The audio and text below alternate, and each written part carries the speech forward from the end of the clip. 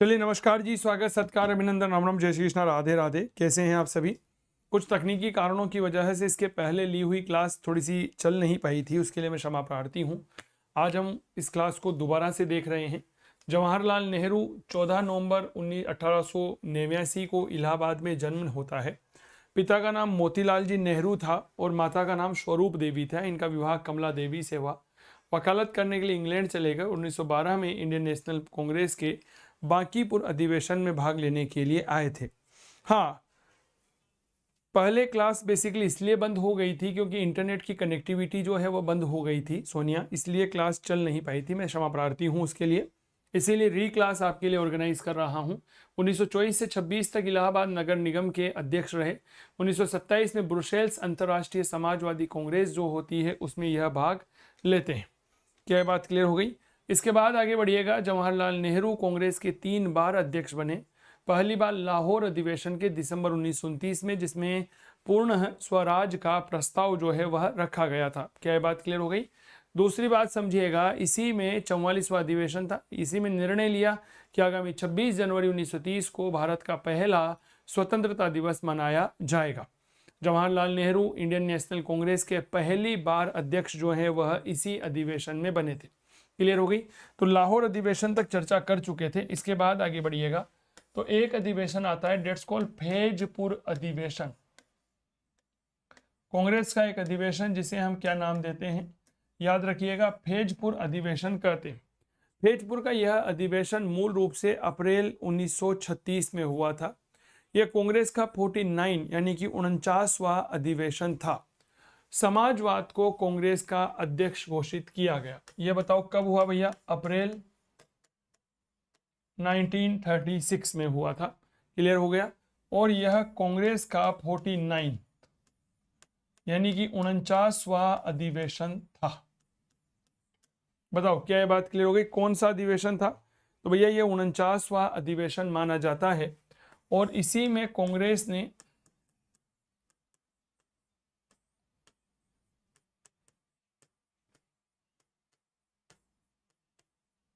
समाजवाद को अपना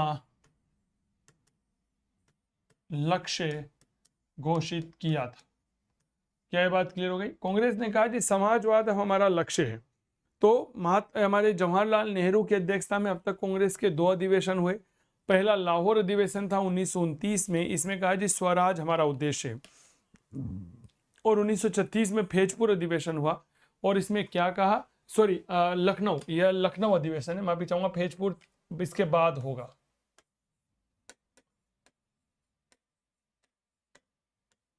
क्या ये बात क्लियर हो गई? ये लखनऊ अधिवेशन है। क्लियर? और इस लखनऊ अधिवेशन में जो है वह समाजवाद को कांग्रेस का लक्ष्य घोषित किया गया था। इसके बाद कांग्रेस का एक अधिवेशन हुआ और उसका नाम आता है फैजपुर अधिवेशन। बहुत अच्छे से चीजों को समझिएगा। फैजपुर का जो यह अधिवेशन है, यह अधिवेशन मूल रूप से दिसंबर 1936 में हुआ था और यह कांग्रेस का 50वां अधिवेशन था। ठीक है सर, ये कांग्रेस का पहला ग्रामीण अधिवेशन भी माना जाता है। नेहरू जी जो हैं इसमें अध्यक्ष बने थे, ये बात याद रखिएगा। यह अधिवेशन दिसंबर 1936 में हुआ था। यह कांग्रेस का 50वां अधिवेशन था। क्लियर हो गई? यह कांग्रेस का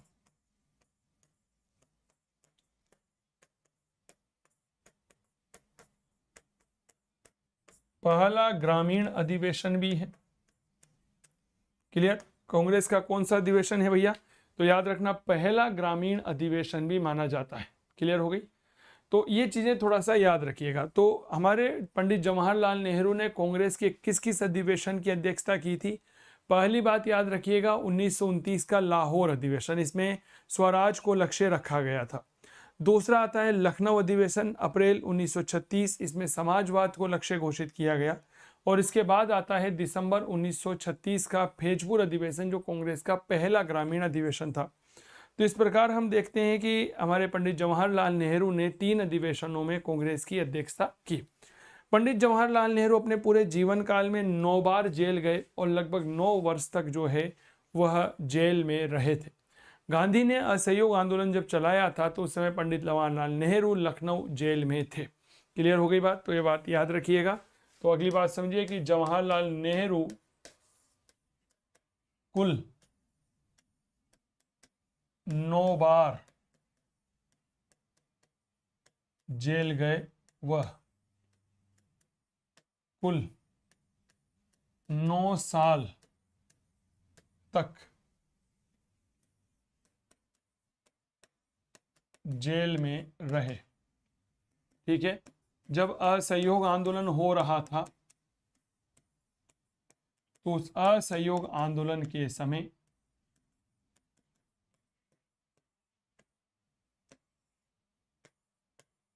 यह अहमदाबाद किस जेल में थे? अहमदाबाद जेल में थे। यह बात कई बार पूछा जाता है कि साहब महात्मा गांधी इस समय कहां पर थे। क्लियर हो गई? कुछ समय के बाद लिए ये अहमदाबाद गए। सविनय अवज्ञा आंदोलन के दौरान यह जेल में रहे, नैनी जेल। 1934-35 में अल्मोड़ा जेल में रहे। ये बात याद रखिएगा। अहमदाबाद जेल में गए तो क्या ये बात क्लियर हो गई? हाँ या ना का जवाब दीजिएगा। समय यह लखनऊ जेल, लखनऊ के बाद इनको भेज दिया गया अहमदाबाद जेल। यानी कि कुल मिलाकर के बात यह है जी, किसी भी स्वतंत्रता सेनानी ने अपने जीवन का एक लंबा समय जो है वह जेल में ही व्यतीत किया है। क्या ये बात क्लियर हो गई? इसके बाद अगर हम बात करते हैं तो एक आंदोलन आता है, डेट इज सविनय अवज्ञा आंदोलन। बताओ भाई कौन सा आंदोलन है? सविनय अवज्ञा आंदोलन। इस आंदोलन के समय पंडित जवाहरलाल नेहरू जो है यह जेल में गए और वह जेल थी नैनी जेल। कौन सी जेल थी? नैनी जेल थी। ठीक है, यहां पर रहे। नैनी जेल में रहने के बाद में 1934-35 के दौरान यह अल्मोड़ा जेल में गए और यहाँ पर इन्होंने अपनी एक आत्मकथा लिखा, नाम था एन ऑटोबायोग्राफी। ठीक है, तो ये बात समझिएगा कि 1935-36 के आसपास की बात है। क्लियर हो गई? या 1934-35 बोल सकते हैं, कोई दिक्कत नहीं है उसमें। 34-35 जवाहरलाल नेहरू कौन सी जेल में आ गए भैया? तो याद रखिएगा अल्मोड़ा जेल में आ गए। और इसी अल्मोड़ा जेल में इन्होंने क्या लिखी? तो याद रखना अपनी आत्मकथा लिखी। और इनकी आत्मकथा का नाम क्या है? तो याद रखिएगा डेट इज एन ऑटोबायोग्राफी। कौन सी आत्मकथा लिखी? तो आत्मकथा लिखी एन ऑटोबायोग्राफी। क्या ये बात क्लियर हो गई? तो एक आत्मकथा लिख देते हैं ऑन एन ऑटोबायोग्राफी। भारत छोड़ो आंदोलन के दौरान ये अहमदनगर जेल में रहे और लगभग 3 साल तक यहां पर रहते हैं।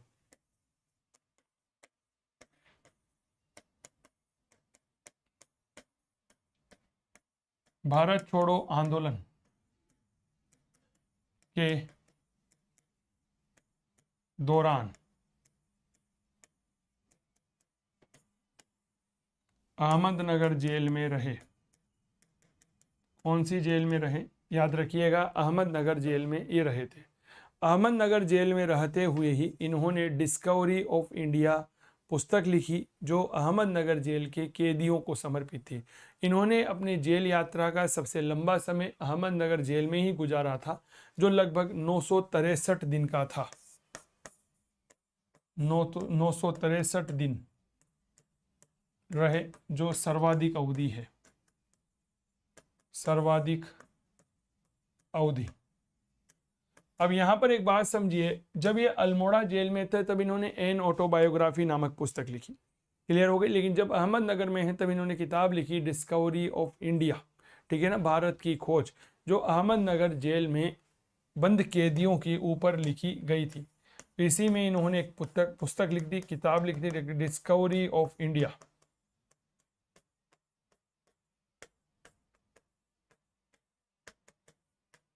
डिस्कवरी ऑफ इंडिया ये किसने समर्पित है? यह समर्पित है अहमदनगर जेल के कैदियों को समर्पित। बताओ भाई, ये बात क्लियर हो गई। अहमदनगर जेल जो है इनके लिए यह समर्पित है। कौन सी किताब? Discovery of India. क्या ये बात क्लियर हो गई? और मेरे प्यारे साथियों, 1946 तारीख होती है, याद रखिएगा, 2 सितंबर को पंडित जवाहरलाल नेहरू ने अंतरिम सरकार का गठन किया था। किसके लिए गठन किया था? याद रखिएगा, अंतरिम सरकार का गठन किया 2 सितंबर 1946 को। तो याद रखिएगा, 2 सितंबर 1946 को पंडित जवाहरलाल नेहरू ने, मेरे प्यारे साथियों, अंतरिम सरकार का गठन किया। बताओ भाई, किसका गठन किया था? तो याद रखिएगा, अंतरिम सरकार का गठन किया। यह भारत के पहले प्रधानमंत्री भी बने। 27 मई 1964 को पंडित जवाहरलाल नेहरू का निधन हो गया था। भारत के पहले प्रधानमंत्री बने। और याद रखिएगा, 27 मई 1964 तारीख याद रहेगी क्या? 27 मई 1964 को पंडित जवाहरलाल नेहरू का निधन हो गया। जवाहरलाल नेहरू का निधन हो गया था। क्लियर? तो ये थी पंडित जवाहरलाल नेहरू का हमारे इतिहास में योगदान, विशेष तौर पे स्वतंत्रता आंदोलन के परिप्रेक्ष्य में। हमारे भाई सीताराम जी पूछ रहे हैं, सर फर्स्ट पेपर के लिए कौन सी बुक लेकर आएं? मेरे दोस्त देखो, किताब वह लेनी चाहिए जिसे हम बहुत अच्छे से पढ़ सकें, न ज़्यादा मोटी हो न ज़्यादा पतली हो, और पूरे सिलेबस को कवर करती हो। तो एक बार बुक स्टोर पर जाइए और वहाँ पर देखिए कि कौन सी किताब बहुत अच्छी आ रही है। आजकल किताबें कम और मार्केटिंग ज़्यादा हो रही है। मेरी बात समझिएगा, जो मूल विषय वस्तु से हट कर के आ रहा है। तो एक बार इस बात को बहुत अच्छे से समझिए कि जो किताब आप लेने जा रहे हैं, क्या वह किताब आपके सिलेबस को कवर करती है, नहीं करती? मेरी बात समझ में आ गई?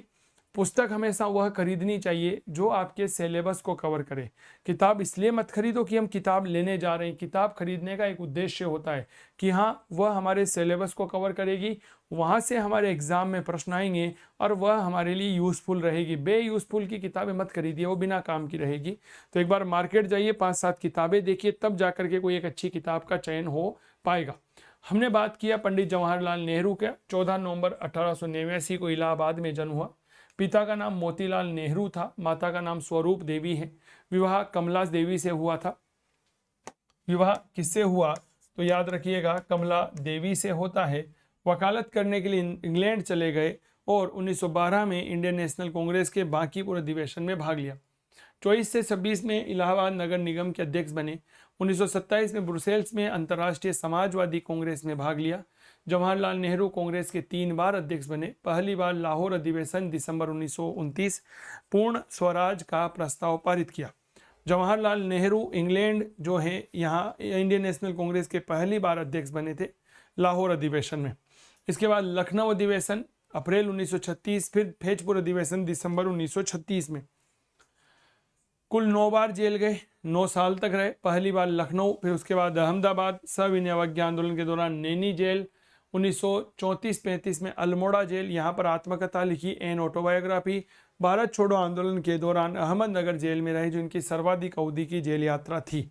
डिस्कवरी ऑफ इंडिया लिखी, जो अहमदनगर जेल के कैदियों को समर्पित है। जवाहरलाल नेहरू अंतरिम सरकार का गठन करते हैं, भारत के पहले प्रधानमंत्री बने और 27 मई 1964 को इनका देहांत हो जाता है। तो ये है इनके बारे में जानने योग्य गजब की बातें जो हमने हमारे इतिहास विषय के संदर्भ में की है। क्लियर? चलिए अब बात करते हैं हमारे नए बैच के बारे में कि सर हमारा जो नया बैच आ रहा है वह कौन सा है। तो अगर आप जानना चाहते हैं, फर्स्ट ग्रेड स्कूल लेक्चर की तैयारी करना चाहते हैं, बहुत अच्छे से समझिएगा, अगर आप ऑनलाइन कोर्स लेना चाहते हैं और फर्स्ट ग्रेड स्कूल लेक्चर की तैयारी करना चाहते हैं, तो स्वागत है आप सभी का काव्य क्लासेस कोटा के मोबाइल एप्लीकेशन पर, जहां पर हमारा ऑनलाइन कोर्स अवेलेबल है। ठीक है, विशेष तौर पर यह कोर्स अवेलेबल रहेगा फर्स्ट ग्रेड पीजीटी के लिए इतिहास विषय का। 450 घंटों का गजब का कक्षा कार्यक्रम है। हाँ गिरिराज भाई, पहले तकनीकी कारणों की वजह से क्लास बीच में ही खत्म हो गई थी, इसीलिए हमने हमारी दूसरी क्लास को स्थगित करके आपके लिए यह क्लास ऑर्गेनाइज की है। तो यह आपके लिए है, पीडीएफ में प्रिंटेबल नोट्स रहेंगे, live recorded session, topic wise test रहेंगे। 3,999 इसकी फीस है। आरएस फाउंडेशन के लिए भी कोर्स यहाँ पर अवेलेबल है। यह जो इतिहास विषय का कोर्स है, बहुत अच्छे से समझिएगा, इतिहास का पीजीटी या मेरे प्यारे साथियों जो यह फर्स्ट ग्रेड का कोर्स है, यह कोर्स आप लोगों के लिए समान रूप से उपयोगी है। चाहे आप केवीएस की तैयारी करें, एनवीएस की करें, DSSB की तैयारी करते हों, या आप करते हों आरपीएससी फर्स्ट ग्रेड की तैयारी। क्लियर हो गई? आरपीएससी फर्स्ट ग्रेड की तैयारी करेंगे तभी यह कोर्स आपके लिए समान रूप से उपयोगी रहने वाला है। क्लियर हो गई? इसके अलावा आप एमपी, यूपी, बिहार, छत्तीसगढ़, राजस्थान, हरियाणा, हिमाचल प्रदेश, झारखंड, ठीक है ना, किसी भी राज्य की तैयारी करो, सभी के लिए यह कोर्स उपयोगी है। ठीक है, कोर्स लेने के लिए आप हमसे संपर्क कर सकते हैं। डेट 8802060952। बहुत बहुत आभार, धन्यवाद, नमस्कार। अपना ध्यान रखिए, खूब पढ़िए, स्वस्थ रहिए, मस्त रहिए, तंदुरुस्त रहिए और करते रहिए इतिहास की बात चंदू जैन के साथ। नमस्कार।